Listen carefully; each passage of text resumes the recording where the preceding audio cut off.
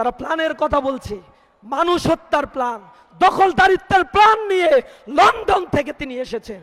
তারা জগন্নাথ বিশ্ববিদ্যালয়ে হামলা করেছে, এর কারণ হচ্ছে 10,000 কোটি টাকার যে বরাদ্দ হয়েছে জগন্নাথ বিশ্ববিদ্যালয়ে হল করার জন্য, সেই 10,000 কোটি টাকার বরাদ্দ যেন ঠিকাদারি প্রতিষ্ঠানকে দেয়া হয়, যাতে এখান থেকে 10% খাওয়া যায়।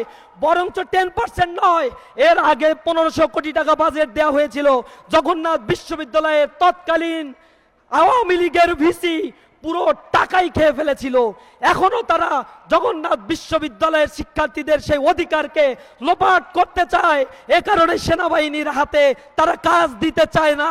এর প্রতিবাদ করায় গতকাল নারকীয় তাণ্ডব তারা চালিয়েছে। আর এই তাণ্ডবের সাথে রানিং কোনো ছাত্র ছিল না। এই তাণ্ডবের সাথে যারা জড়িত ছিল আশেপাশ থেকে টোকাইদেরকে ভাড়া করে নিয়ে এসেছে। পার্শ্ববর্তী এমপির ইন্ধনে এই হত্যা হামলা চালানো হয়েছে।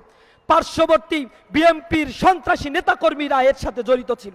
আমরা দেখেছি ঢাকার শীর্ষ সন্ত্রাসী চাঁদাবাজ টোকাই নয়নের নেতৃত্বে এই হামলার কাণ্ডগুলো ঘটেছে।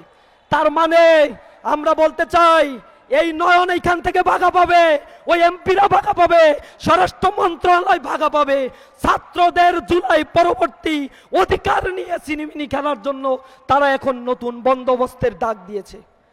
তারা প্ল্যানের কথা বলছে, মানুষ হত্যার প্ল্যান, দখলদারিত্বের প্ল্যান নিয়ে লন্ডন থেকে তিনি এসেছেন। আমরা সজাগ থাকব। প্রতিটা আন্দোলনে ইসলামী ছাত্র শিবিরের জনশক্তিদের সার্বক্ষণিক প্রস্তুতি গ্রহণ করার উদাত্ত আহ্বান জানিয়ে আজকে যারা এখানে উপস্থিত হয়েছেন, প্রিয় সাংবাদিক বন্ধুগণ, ইসলামী ছাত্র শিবিরের সাবেক কেন্দ্রীয় সভাপতিবৃন্দ, ইসলামী ছাত্র শিবিরের বিভিন্ন শাখার নেতৃবৃন্দ, প্রিয় ছাত্র সমাজ, সকলকে আন্তরিক ধন্যবাদ জানিয়ে আমার কথা শেষ করছি। আসসালামু আলাইকুম ওয়া রাহমাতুল্লাহি ওয়া বারাকাতুহু।